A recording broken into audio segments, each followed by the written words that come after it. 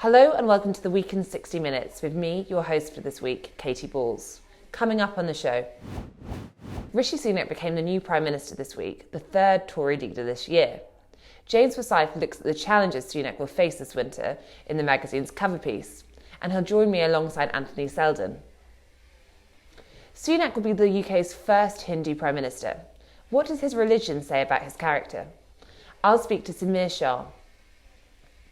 Lionel Shriver writes her column this week on the hangover of economic emergencies. Why do we expect interest rates to always be low? She'll join me along with Hamish McRae. Louise Perry says the future of feminism is conservative. Why? She'll be on SpectatorTV alongside Julie Bindel to explain. And finally, while Liz Truss's government was in freefall, a diary editor, James Heale, was hastily doing rewrites to his biography of her. He'll be on to chat about the agony of writing that book out of the blue. If you enjoy Spectator TV, why not subscribe to our YouTube channel? Click the red subscribe button at the bottom of the screen and never miss an episode again. Just tap the bell icon. First up, Rishi Sunak became Prime Minister this week, the third this year. Our political editor James Forsyth writes in our cover piece that the new Prime Minister has an unenviable list of problems to deal with, from the economy to the NHS to simply the Tory party. To discuss them, James joins me now, alongside the historian and author Anthony Seldon. James, Anthony, thanks for joining Spectator TV this week. James, you write in the Spectator cover piece about the various challenges awaiting Rishi Sunak. So let's go through those and start with the economy, which you argue is the reason he is now Prime Minister. Yes, I think on September 5th, when Liz Truss won the Tory leadership, it was going to take something pretty dramatic to turn things round, and that dramatic thing was the market reaction to the mini budget, but Rishi Sunak's economic warnings from the summer being vindicated, and I think that is why he has ended up as Prime Minister. But it also means that he now needs to deal with that situation, which is going to be difficult. I think they have sensibly, he and Jeremy Hunt have pushed back the autumn statement into November to give themselves a bit more time to look at things, and the markets do appear calmer. I mean, I think it is striking to me that pushing back the statement from October the 31st to November the 17th has not elicited some great negative market reaction. And I think that suggests that the kind of hot breath of the market is off the UK government's neck, and it has a little bit more time to think about that.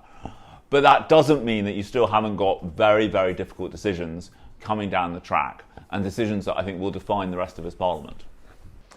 Anthony, we're now on to the third Tory leader this year. Do you think that Rishi Sunak is potentially going to bring a period of calm after so much turmoil, or is that too big an ask of anyone? I think it's going to be very difficult for Rishi Sunak. At the very least, he needs to get through this winter, which will be the most difficult winter for over 40 years since the winter of 1978-79, and could be more difficult because there are health crises on top of the economic and the industrial unrest and the financial and the international crises. Many of those factors are outside the government's control. So just getting through to the spring with a sense of competence, a sense of calm, with the markets in the right place, holding the party together, which, Katy, you were talking about, which he's fulfilled, unlike Liz Truss, in his choice of government, a broad-based government, but creating such a government, as you say, is different to actually holding it together when there are difficult decisions about defence spending, about health spending, about overseas development. And if he can hold the government together without resignations, without histrionics, if he can show competence through the very bumpy ride over the next 4 months, he then will give himself some headroom. But I don't think he's going to be able to do very much. Look, late-serving governments, whether Alec Douglas-Home in 1963 to 64, or Gordon Brown, 2007 to 10, or John Major before him, they really don't go down in history as achieving very much unless they happened to have a crisis like Gordon Brown had the good fortune to have a crisis on his watch, the global financial crisis, which he had some acumen over. And that's what he's remembered for rather than domestic reforms and innovations. So if Sunak wants to do that, he should limit it to just one or two areas, such as education, which absolutely needs government focus after 6-7 changes of education secretary. And it needs to have a steady hand driving that forward. That could be something, but he will be remembered as a late-serving Tory minister who, if he does very well, will minimise the size of the Labour landslide in 2024, if indeed he gets that far, unless events really turn in his favour. Obviously, a Tory victory is not out of the question. James, when we look at that cabinet, as we just heard, it's very broad. There's clearly been an effort to try and make it unifying with MPs from different wings of the party in it. But is the risk of this that ultimately, if there are difficult decisions come the fiscal event in terms of some cuts and also just policy direction, Rishi Sunak's quite vulnerable to resignations from people who won't like one thing he does? Yeah, I think that the fundamental question is, does the Tory party realise that it needs to pull together or hang separately, which is essentially the choice facing it? You know, there are two ways you can look at the opinion polls for the Tories right now. One is that this is an existential crisis for them, and that if they don't unite and rally round the leader, then they risk a kind of wipeout style event. Or the danger is that they look at it and say, oh, look, we're going to lose the next election anyway, so we might as well position ourselves for a future contest or have these arguments now because they're what matters. I think the interesting thing is that in this kind of broad-based cabinet, you know, that is clearly a message from the leadership saying, look, you know, we get that we need to create an internal coalition here. I think we wait to see how the party responds. I think the initial signs have been relatively positive. I think it's striking how, and we are, and look, let us be frank, Katy, we are only, you know, less than 72 hours in, but there have been remarkably few noises off so far. And when I think we're looking ahead to where the cuts might be, James, where do you think that they could fall in terms of that fiscal event? Where do you think, when it comes to the size of that black hole, which are now could be closer to 35-40 billion, what kind of measures are going to be taken to fill it? I think the big question is, what is the balance between tax rises and spending restraint? How much can you do by just trying to keep spending flat in real terms in the final years of the forecast period? I think the good news for them is one thing by their own actions they benefited from, which is these government debt servicing costs are coming down steadily because the kind of Sunak and Hunt's presence is reassuring the markets. The other thing is how fast at the moment gas prices are falling in Europe, which obviously matters because the government is so exposed to the gas price because of its decision to offer this kind of universal energy subsidy this winter.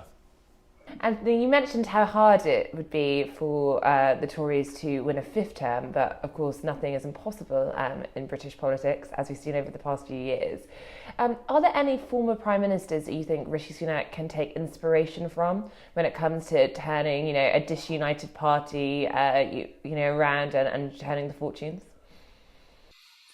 So, uniquely, he has 5 Tory prime ministers still alive, any of whom he could use in some way or other internationally, probably to advance his cause. One in particular is going to cause him trouble, as you're both acutely aware, and that's Boris Johnson, were he to show some leg, which he might well do to tempt Tories with wandering eyes. As soon as Rishi Sunak falls into trouble, I suspect that the future is going to depend upon factors outside Rishi Sunak's control, particularly fuel prices and what happens in Ukraine and what happens this winter with health. And Katy, in answer to that question, late creating prime ministers isn't a phenomenon that we've seen much of, if at all, in British politics. Prime ministers tend to, if they have ideas, not all of them, astonishingly, once elected, come up with many ideas at all. Some of them rather battle to find ideas. David Cameron, for example, he wanted to be prime minister. He thought he'd be rather good at it. But he didn't have a burning passion, unlike Margaret Thatcher, that he wanted to see implemented. Neither did Gordon Brown, very oddly, when he took over in 2007. So if they have those burning ideas at all, not all do, they tend to deliver them at the very beginning of their premiership. So I'm stuck, Katy, because I don't think that their history is a good guide. I'm ready to be stand corrected, for prime ministers who late in the day have provided a new direction and a new sense of regeneration, which exactly is what the party needs to unite around a common cause. As James is saying, that's going to be extremely difficult, because what is it that does unite them other than a sense of a common enemy? It's extraordinarily bad luck that Jeremy Corbyn has departed the scene, and the far more plausible, if slightly dull, very dull, Keir Starmer has taken over because he is less frightening. Scotland and the threat of the dismemberment of the 1603-1707 Union with Scotland could be perhaps a cause, one cause amongst others, but the Tories are always better when they're uniting behind a common cause and in their self-interest. Just as a quick footnote, the party will not disappear. Some people, Peter Oborne and many others, have suggested it will. The Tory party will never disappear. The last thing standing on earth, in the universe, will be the Tory party, the last thing finally to disappear into the ether because of its profound instinct for survival and its readiness to jettison anything to maintain its own existence. It's a true Darwinian champion on the political scene. As we have seen in the swiftness of ousting one leader after 6 weeks. James, just on that point of survival, ultimately, Rishi Sunak suggested to MPs he doesn't want to have an early election, but there are lots of people who are watching what's going on and saying he doesn't have a mandate, he wasn't even picked by Tory members, let alone the public, and how long can he really hold this disunited party together? What do you think is going to be the answer here? Because you speak to some figures and they think if he can get to the end of 2023 without having an election, Rishi Sunak will have been doing well in terms of his party. So my instinct is the election is going to be in 2024 and relatively late. And I think that will hold because I think that you need, the only way you could have an early election is if 35 Tory MPs or so decided to vote for it. And I find it hard to believe that you will find 35 Tory MPs prepared to vote for it because they would be consigning so many of their colleagues to almost certain defeat if you don't have time for inflation to get through the system, time for Sunak to set out his platform. So I think the Tory party will be able to hold together to the extent of not going for an early election. I mean, the challenge is whether they can show that they've got a kind of governing agenda at the same time, which I think they are, which is obviously something that they need to set out in the coming weeks and months. But I don't sense that there is any appetite on the Tory side for an early election. And I think that I thought it was very striking that Rishi Sunak in that speech outside Downing Street said, look, I'm going to explain to you why I'm standing here, and then talked about how the mandate of the 2019 Tory manifesto, is not the property of just one person, but belongs to all Tory MPs, which, the subtext of that was clear. And Anthony, just finally, when it comes to the reshuffle we've been discussing, I think one of the more controversial, perhaps the most controversial appointment was the return of Suella Braverman to the Home Office. Now, this is just 6 days after she was forced to resign over a security breach involving a personal email and a sensitive document that went to an MP. We've spoken before, I think, on Spectator TV about ethics, standards, and I think with Rishi Sunak, there was a sense that he was going to be a man of integrity, and he's pushed that idea that he's different than what came before. Do you think this weakens his message?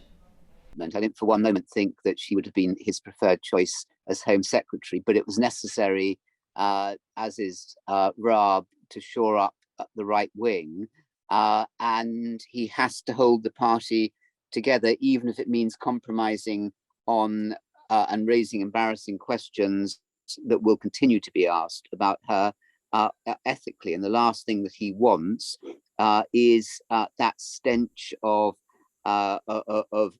impropriety that dogged the Conservatives from 1961 onwards until they fell in 1964 and dogged the last days of the last unbroken period of Conservative government from 1994 onwards, with back to basics and a whole series of ethical questions. He's going to want desperately to get that off the agenda if he can, but he's trapped. And that's what happens in late serving governments. You don't have the freedom that you do if you're the Prime Minister at the beginning. Everything is trade-offs. Everything that he will be having to do will be trade-offs. So it just comes back to the best he can hope for, apart from luck internationally and financially and health, is to get through this winter with maximum competence and then do one or two or possibly three things, possibly education, for which he can be remembered, which might stand if something terrible happens to Labour.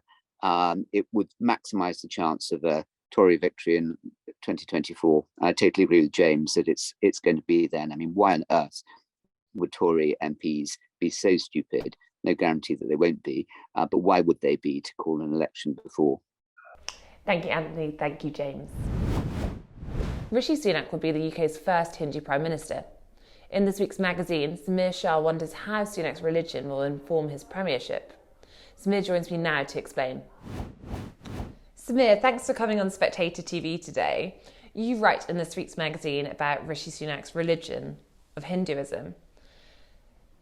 What do we need to know in terms of how this could affect how he is as Prime Minister?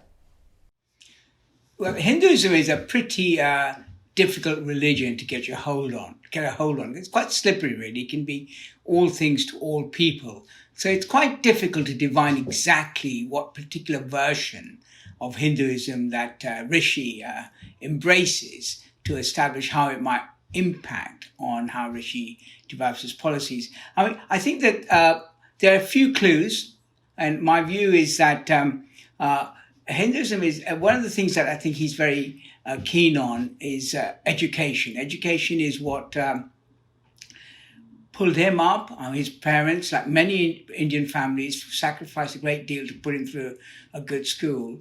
And I think education will be a big policy imperative for him. He's already spoken about that, the idea of a British baccalaureate and using AI in classrooms. So I can see he's already beginning to think about how to improve education for people all over England.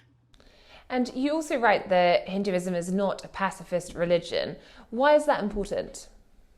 Well, I think it's because I think it was important to tell people, because people do have a view of Hinduism as a kind of peace and love and all that kind of stuff, slightly affected by our view of Mahatma Gandhi. And those of us of a certain age will remember the 60s and the Beatles and George Harrison and the Maharishi. It was all about love and peace.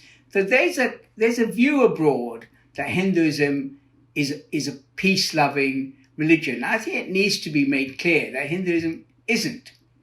It's just as violent as other religions are. And Hindus, and indeed we can all remember, can we not, during partition, Hindus and Muslims were having there was a lot of killing going on there. So it was important to realize that Rishi Sunak's view of global politics is not going to be driven by some somewhat wrong-headed view of what it is to be a Hindu. He's not going to take a view about global politics and the fight against Russia or China, or indeed, of course, what's going on in Ukraine, with some kind of pacifist approach. And what are the religious practices of a Hindu that will shape Rishi Sunak's days and weeks? Well, I mean, again, because it's, don't forget, Hinduism has 1,000 gods, probably more, in fact. The people don't know the exact number. And depending on which god you choose, you can have a religious practice to worship that god. I'm not sure which particular god that Rishi Sunak worships. I mean, you will all be familiar, and readers and spectators and viewers of this will be familiar with the elephant god Ganesh. That's a very popular god, and lots of Hindus celebrate and worship Ganesh. And what that means is that you have a little image of Ganesh somewhere in your house, and you garland it, and every morning you might say a little prayer to it. So you pick your own god, you stick this god in some part of your house, and you say a daily prayer.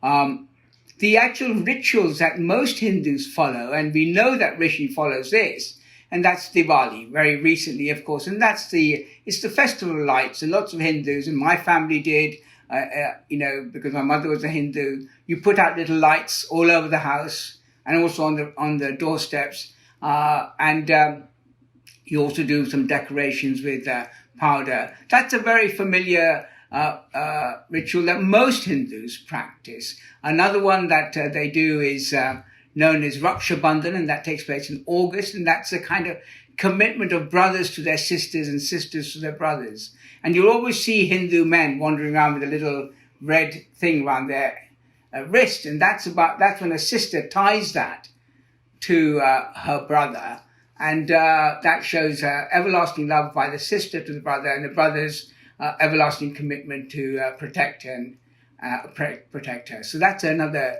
familiar ritual. And just before I suppose we talk about more religion as Prime Minister, I just wondered, as you explain, there's no such one set of beliefs a Hindu would have or God, but is there such a thing as universal Hindu values?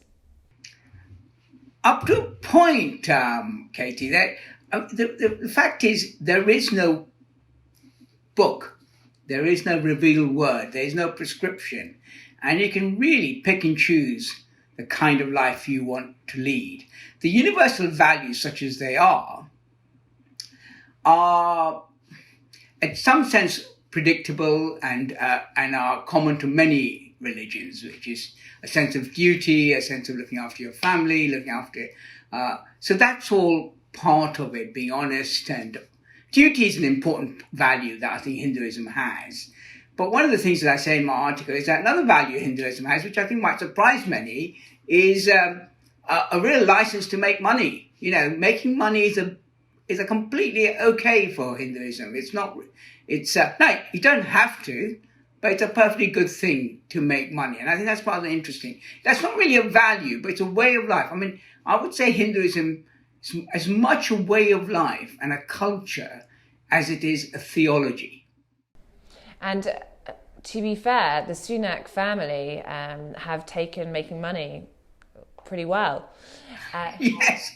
I think what's interesting is that throughout India, extremely wealthy families really pour a lot of money into temples. I mean, they really do. Temples are very wealthy in India because rich families do that. And it's partly to secure the wealth. To make sure that God thinks favorably of you, that you are doing good things, you are providing money for a temple so that it looks good and it's updated and all that. So you do find extremely beautiful temples funded by the very rich. And just finally, I wondered, we're talking about a Prime Minister and their strong faith, and for once we're not talking about their Christian faith, but in the past we've seen Prime Ministers shy away from talking about their religion. So do you think we are seeing something quite unique here? Unique up to a point. I don't think Rishi Sunak will make a big deal about being a Hindu. He's not that kind of a man as far as I can tell. It will quietly be working away in his background in terms of what he thinks is the right thing to do, what his duty is. And I think that's how it'll work. He won't, because partly, again, as I said, Hinduism isn't prescriptive. So it would be quite difficult for him to then say, well, Hinduism tells me I need to do this, because it would never do that. So I suspect he'll be working away at the background in terms of his own conduct, the way he behaves, and how he approaches the duties of being a Prime Minister. Thank you, Samir. In her column this week, Lionel Shriver says that we've got too used to emergencies. They just never end. After the 2008 crisis, she says, when interest rates went to record lows, we wrongly assumed that borrowing would stay cheap forever. How painful will fixing this be? Lionel joins me now alongside the economics commentator Hamish McRae. Lionel, Hamish, thank you for joining Spectator TV this week. Lionel, in your column this week, you write about the hangover of economic emergencies. Tell us more. I was warning about the way in which emergency measures can install themselves in perpetuity. A very good example is zero interest rates, which were brought in 2008 in basically a state of hysteria. And the understanding was that here we were in unprecedented times. It's interesting how many unprecedented times we've been in lately, to the point that we're all sick of the word. And it was supposed to get credit moving. You know, you remember we used to call it the credit crunch. That's gone by the wayside. It sounded like a candy bar. And it worked after a fashion, but very quickly, people just started assuming that money would be free indefinitely. And that included government, which meant that when COVID came along, it seemed more possible to borrow hundreds of billions of pounds because it wasn't going to cost much, you know, the cost of a candy bar. So I'm warning that emergencies in general have to be constrained, fiercely constrained. And COVID regulations are probably the best example of an emergency that is potentially going to be allowed to last far beyond the real emergency. I mean, there are all kinds of ways in which governments and supranational organizations like the WHO are already gearing up to perpetuate at least the capacity to institute these so-called measures, again, you know, the non-pharmaceutical interventions, in spite of the fact that they didn't work. So I find that forbidding.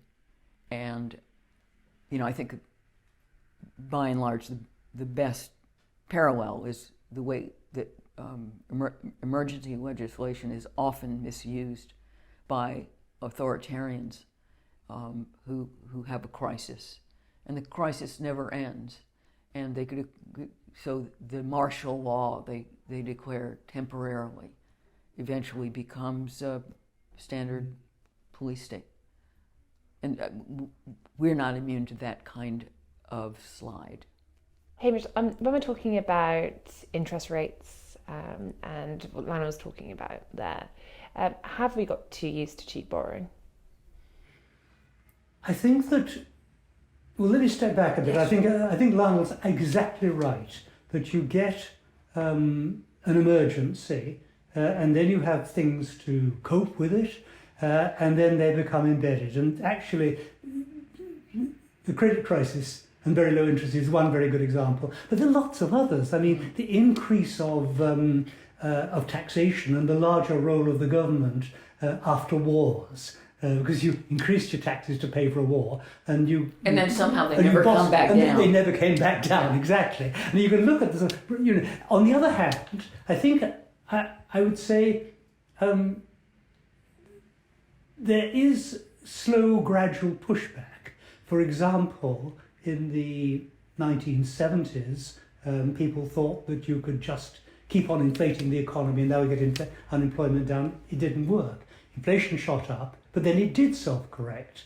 It was rather brutally corrected through the... With the kind of high interest rates that nobody is trying right now to bring down inflation. And that is because we are so addicted to cheap credit that nobody can afford to pay for the debt they're in. So with the kind of corrective that was used in, Paul Volcker's time, interest rates went up to over 20%. Absolutely. Anything you don't know. I was very pleased to get a mortgage at 11.5. Yeah. No, look, I think you're right in the sense that central banks have been extremely reluctant to push up rates. Absolutely. On the other hand, the markets have been doing a lot of the dirty work for them. And we've seen that here in the UK, where the Truss came up with a project that wouldn't work. And it was the markets that not only squashed the project, but actually evicted the Prime Minister of the sixth largest economy in the world. Well, what's mysterious is why the markets didn't do that a long time ago, and why they haven't done it in the United States, where the situation is, in my view, much worse. Well, they're doing it, in house prices in America are now coming down sharply because mortgage rates have gone up so much. Now, America had, I think, 20% annual house price inflation on average, or something like that in the big cities anyway. But that has now been pretty much squashed. So I think you can say that I think the markets are very imperfect. They don't have a central mind, but they sort of stumble around and they do make corrections out of self-interest. Oh, sure. I'm not trying to make a moral judgment. Yeah. No, self-interest is one of the most powerful social and financial forces in the world. But I suppose in self-interest, they're acting in the interests of savers. Yes. And I think what always worries me is that politicians worry about borrowers, but they don't worry about savers nearly enough, and yet we need savers. Well, that's been the big moral hazard of this entire period. We have robbed savers. Absolutely. Because they're not even getting over inflation or equal inflation, way under inflation. They've been getting nothing, so they've been being robbed, and we have given that same money to people who are in debt. Yes. And that is wrong. And I think that it's not just wrong in a moral sense, it's also wrong in a fiscal sense. Well, no, I would agree, and I'd actually give a further twist on that. What's happened is we've created a huge rise in asset prices, which means the richest people who've got the most assets benefit the most. So we've actually increased social inequalities. No, I agree. This is terrible, we both agree.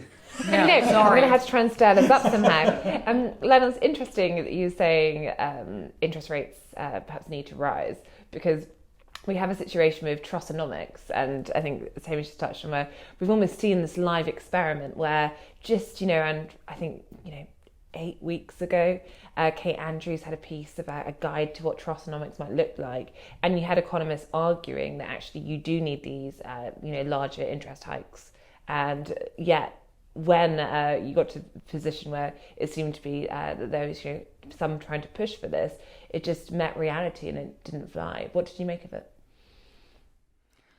Well, again, with the Truss thing, I thought what was bizarre about it is that the markets had not reacted that way to, say, Rishi Sunak spending £400 billion paying people not to work for a year and a half.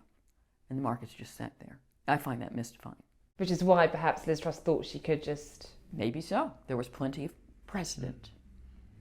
Yes, I think there was a huge collective failure by the central banks and the financial community of just not realizing that if you print a lot of money, sooner or later it will show through in prices. And I think they were lulled into... And I'm sorry to say this, but duh. I mean... but it just took a long time. I mean, when I learned my economics, I was told the lags of economics are very uncertain, can be long. I don't think we thought, though, that great flood of money from 08, 09 onwards would actually take 10 years before it started. Yeah, I remember at the time puzzling about why this wasn't resulting in inflation, because it should. I had it explained to me more than once. It never quite computed, but it has something to do with the money staying in the financial sector and the banking system. Certainly in the COVID era, with all that overproduction. I mean, if I'm not wrong, within a couple of years, the Federal Reserve increased the money supply of dollars by a third.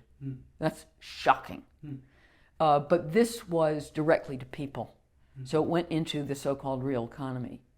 And, big surprise, we now have high inflation. And I think that there must be a kind of combined effect of the quantitative easing that has been going on ever since 2008, and then just this hyperdrive of trillions of dollars and pounds.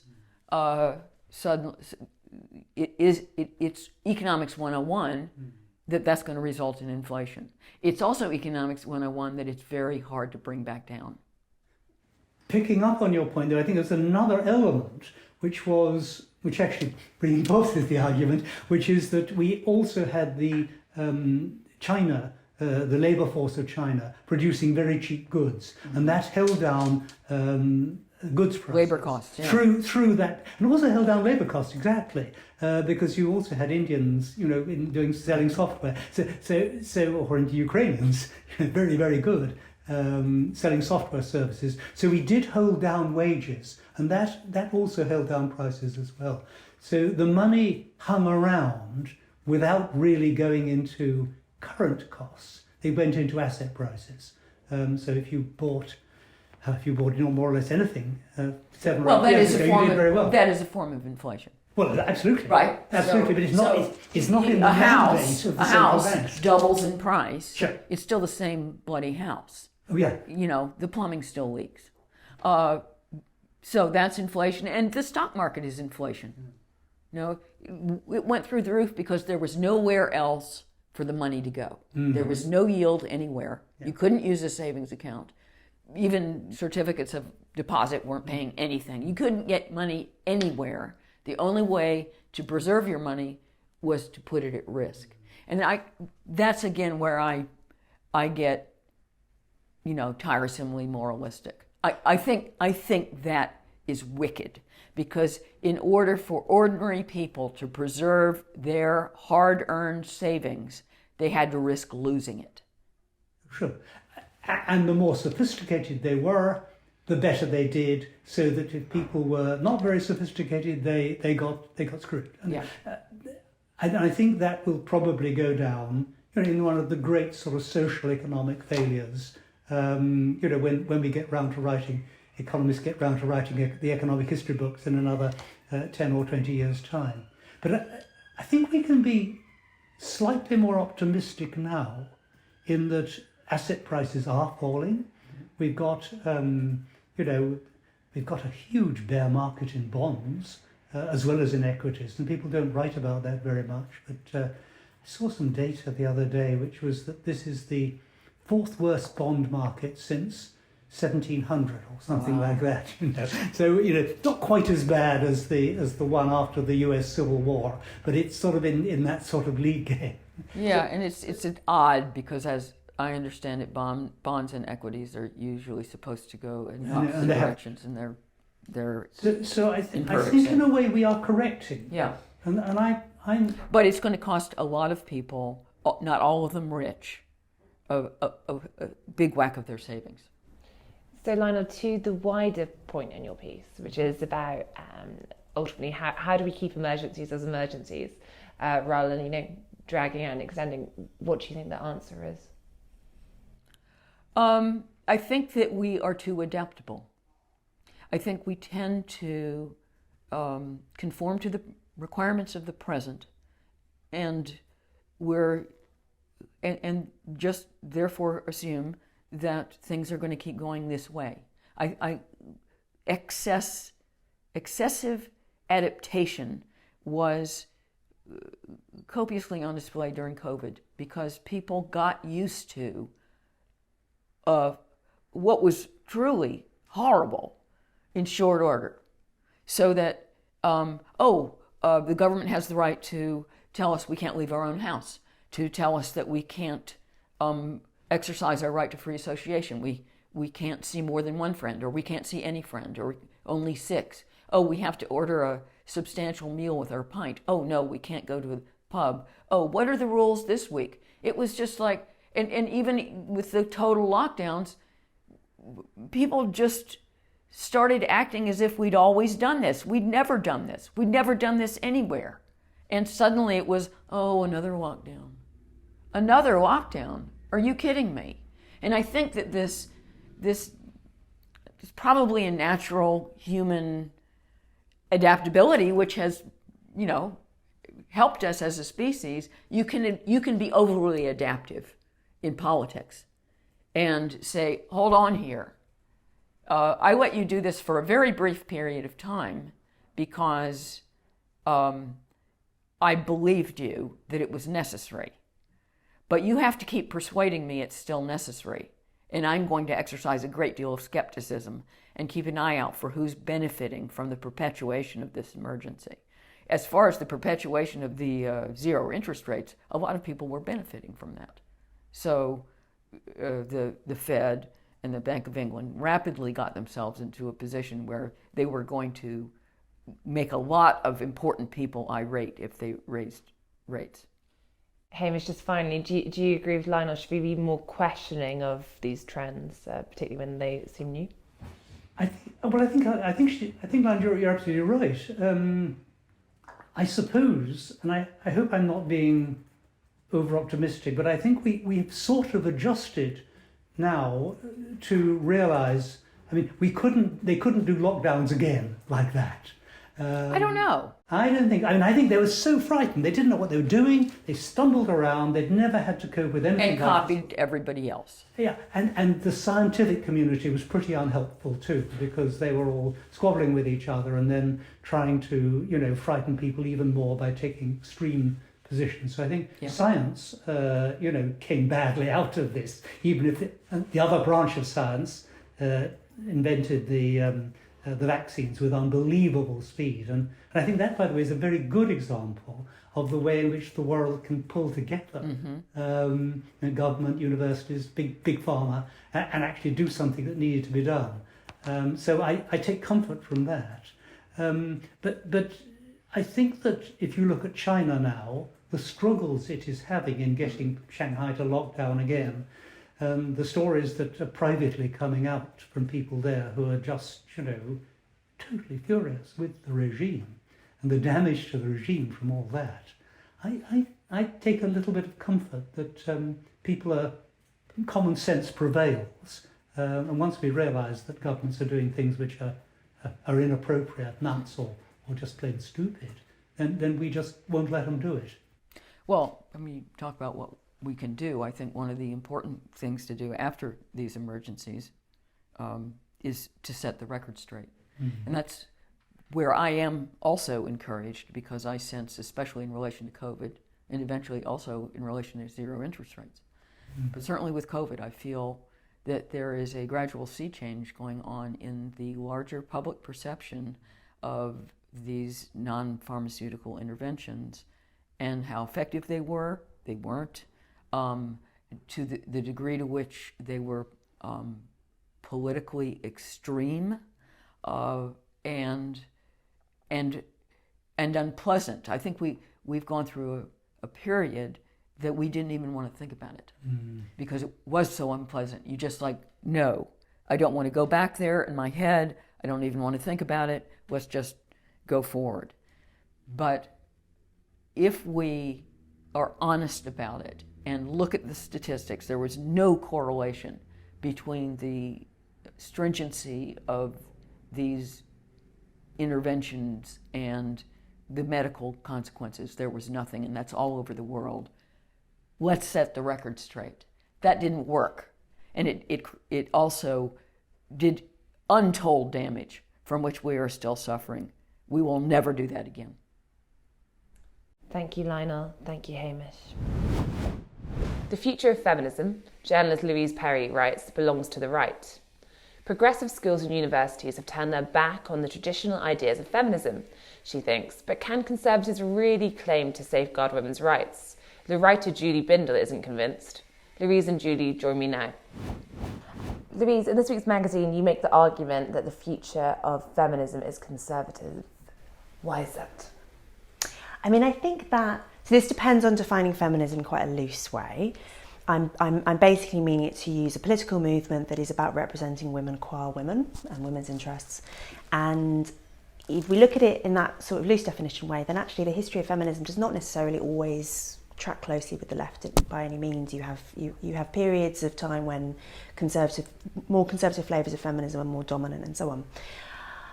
Until recently, I think that the feminism has been very much at home on the left. I think that that is changing. And I think that the big thing that has changed that is what I call the Great Turf Wars, which began in about 2010 maybe, and which I think have actually now come to an end with the gender critical side victorious.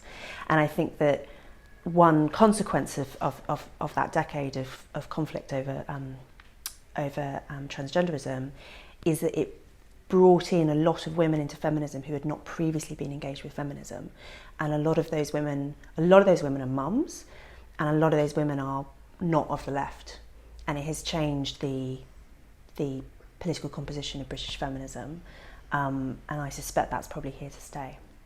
Julie, what do you make of that? I fundamentally disagree.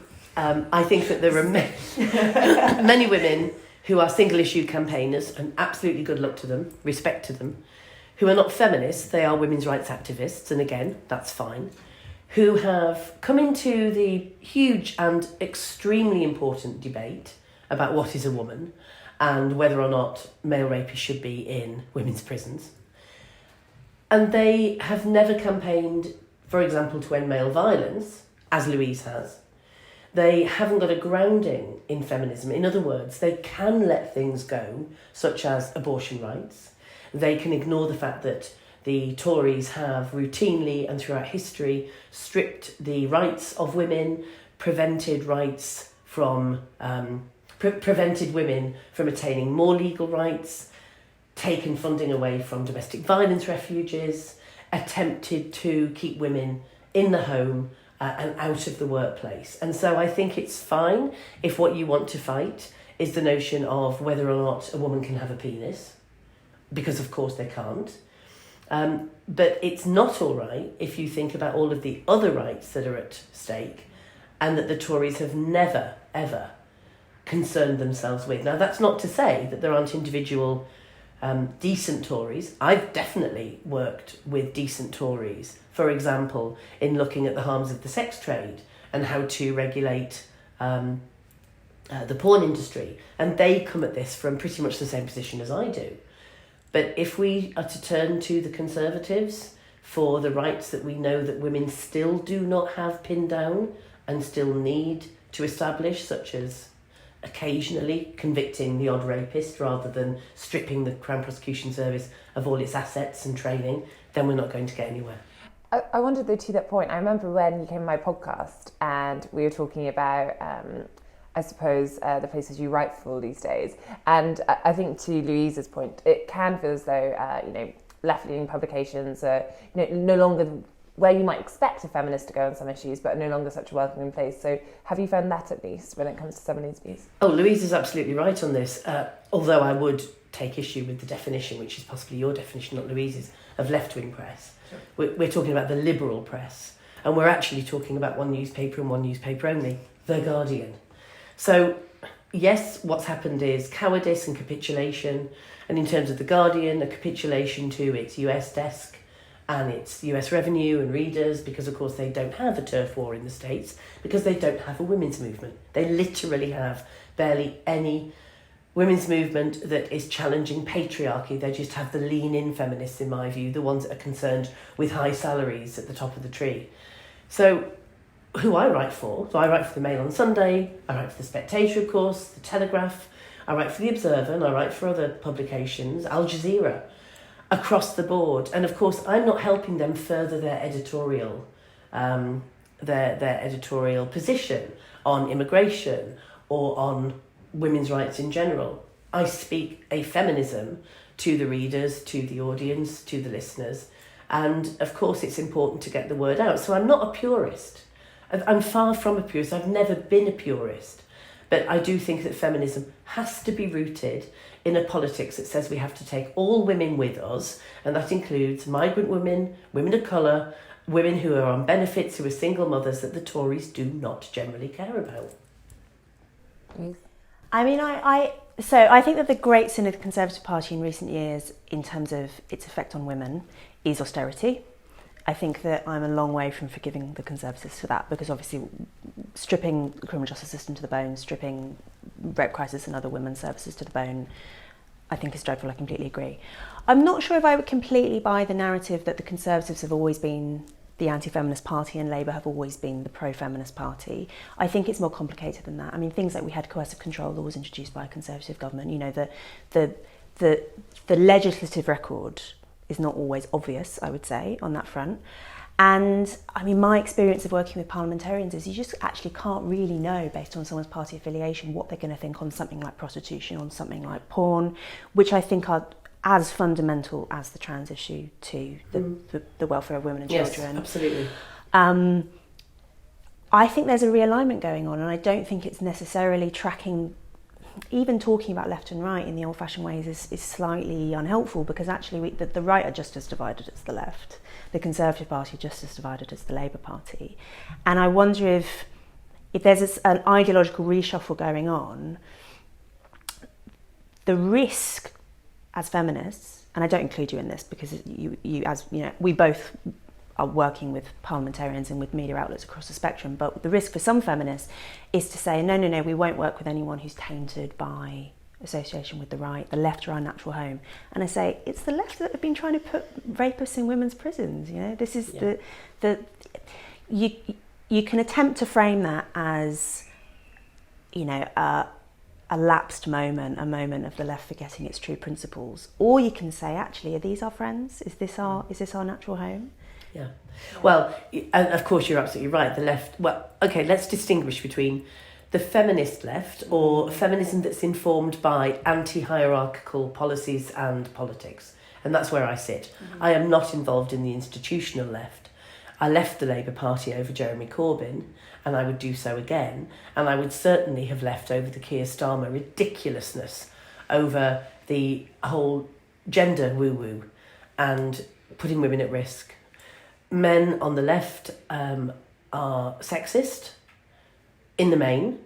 They've never really embraced feminism, the type of feminism, the real feminism, that points the finger at them for their porn use and for their lack of respect for women. And they can pretend all they like that they're progressive, but we know that the slur turf that many of them use is actually just a substitution for another four-letter word that they'd rather be calling us. That's my view. But that doesn't mean that we can ignore our leftist principles. We have to challenge those men on the left. And I don't know if I'll ever be a Labour Party member again. I think they're a disgrace as a party. But if you look then towards the Conservatives, I do believe that our wider rights as women are at risk. There's this phrase going around, which is a kind of justification for working with the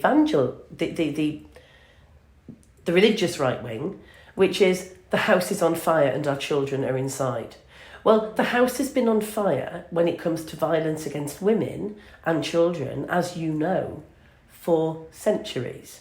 And the house was on fire when pornography was capturing our boys and distorting their sexual responses and their view of women. And it was on fire when it was promoting all kinds of misogynistic ideology. And that's when I was involved in the women's movement, fighting male violence, looking at the fact that rape has been pretty much decriminalised, the fight that you so gallantly led, your organisation, in bringing about the end of the rough sex defence and the like.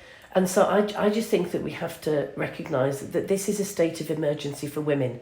It always has been. And we can't possibly just do single issue politics and look to the gender nonsense as something that now is a justification for working with right-wing evangelists that actually wish to strip us of our basic rights as women.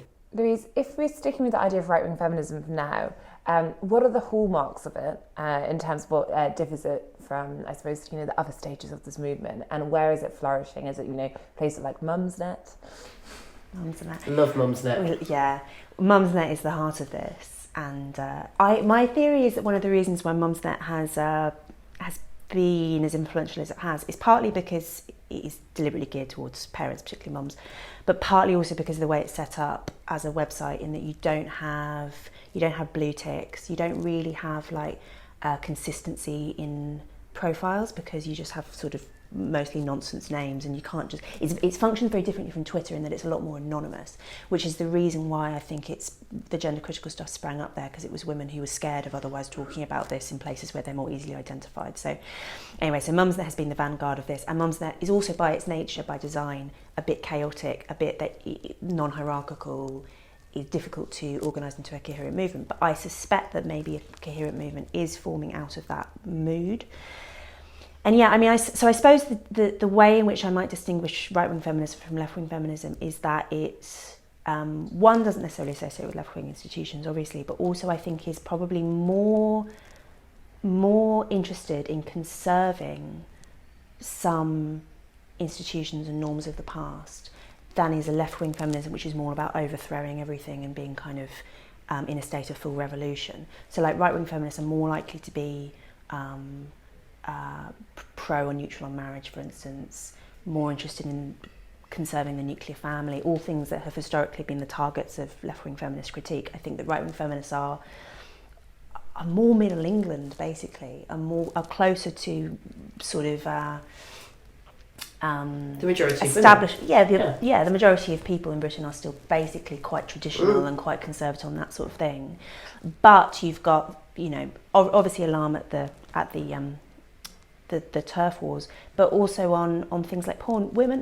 Mothers of Britain are beside themselves at what is being done to their children through porn, their boys and their girls. That's one of the most. You look at polling on people's attitudes towards children being exposed to porn, and it is almost unanimous in horror.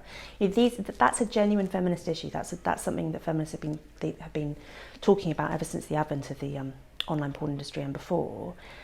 And I actually think it's a good thing that you've suddenly had the turf issue and the internet, crucially, because the internet allows people to participate in public life in ways that were historically more difficult.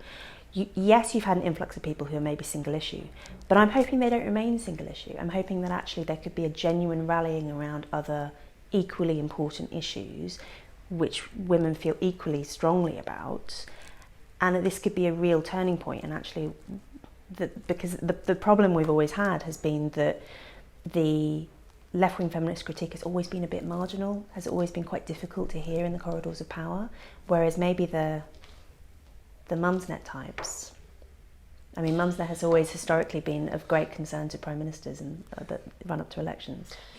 Yes, and I'm very anti-elitist when it comes to feminism. I've never been a theoretical feminist in that sense, and I've never relied on. I mean, academic feminism is by and large a disgrace, and I think we could probably agree on that. Yeah. My concern, I mean, I'm a lesbian, just in case your viewers didn't realise, and I've long campaigned for the rights of women's sexual autonomy. And what worries me about some of the discourse with the kind of trans debate, and you know me, I am absolutely full throttle against any of this gender identity nonsense. But what worries me is when feminists talk about sex stereotypes, harmful sex stereotypes, that's what we mean by gender, the imposition of gender. And it worries me if the right wingers get hold of this, which they have, They're going to be against any quote-unquote gender non-conformity, and that would include lesbians, and that might include gay men, and that might include kids that just don't want to actually grow up in the stereotypical sense, whether they're lesbian or gay or just non-conforming. And so that's why I think we need to have a really close look at the aims and objectives and the end goal of right-wingers when they join us in this fight to end gender nonsense. But in conclusion, a Middle England feminist movement, we might not call it right-wing conservatism, is something you could get behind, Julie? Look, I support women fighting for rights for themselves and for their children. And I absolutely support the popularity, an increasing popularity of issues that are of concern to women. I don't want to give any ammunition to the right so that our hard-won rights are removed or under threat. And we've seen that happen with Roe versus Wade in the US. And we can't say things like, whatever you think about abortion, it doesn't matter, the house is on fire. It does matter because, of course, abortion is crucial. It's a crucial aspect of women's control over our own bodies and our reproductive systems. And that should be at the bedrock of concerns about feminism. So yes, absolutely with Louise, that we have to popularise women's rights and the fight for women's rights, but to not give any ammunition to the right. Thank you, Julie. Thank you, Louise. And finally, the Spectator's diary editor, James Heale, has been busy this summer writing a biography of Liz Truss, now a political obituary. To explain the horror of writing about the former Prime Minister's rather short premiership, he joins me now. James, thanks for joining Spectator TV today. You've written an article about Liz Truss for this week's magazine, but it's more about your experience of writing about Liz Truss. You signed up along with Harry Cole to do a memoir, which initially did you imagine would be spanning or at least marking the beginning of a long premiership? Yes, well, I mean, I think like a lot of Tory MPs, Katie, we thought when we started the book it would be 2 years until the next election, 2 years of Liz Truss as Prime Minister. And so we were hoping to go up to the party conference on 5th of October and then really end it on that note, her sort of address to the nation, the first time really introducing herself. And we quickly realised within a matter of, well, quite literally 3 days, when Her Majesty died, it was going to be a very different book. And you quickly became a meme. Can you tell us about this? Effectively, when it seemed as though Liz Truss's premiership might not be so long-lasting, lots of people started to make fun of your book. Yeah, it was quite a surreal experience, I have to say. I think it was probably around the time of the mini-budget and thereafter, the week thereafter, really, and it was clear that it wasn't going as planned. And then around that sort of conference time, when that was at the start of it, and as it became clear her premiership was not going to survive, both in terms of its radical mission, but also her personal survival, it was around the point that her penultimate fortnight in power that the meme started saying, you know, if you're having a bad day at work, at least you're not James Heale and Harry Cole, who've got a book out of Liz Truss's Rise to Power, not due out till Christmas. And you got some quite good publicity from this, in the sense that, yes, you were becoming a subject of mockery, but Keir Starmer, you'll have the last laugh, James, when you're best-selling, author. But ultimately, you had Private Eye talking about, what will last longer, Liz Truss, will the book come out after she is done, or so forth. And then you also had Keir Starmer pick up the mantle and bring it up at Prime Minister's questions. Have you been waking up in recent weeks just in the middle of the night worrying and hoping Liz Truss will last a bit longer for your book deadline? It's a very surreal thing, and I have to say, yeah, Keir Starmer will have earned his free copy. We'll check that in the Register of Interest. It was a bizarre time to when you get your phone buzzing, people mentioning from school getting in touch saying you do realise you're being, mocked by the leader of the opposition. It's a weird one as a journalist, and I'm sure you can relate to this, which is that on the one hand you know the people involved often, sometimes you know them socially, professionally, but equally you try and keep a degree of detachment, particularly when you're writing about someone who's involved in such major decisions as she was at the time.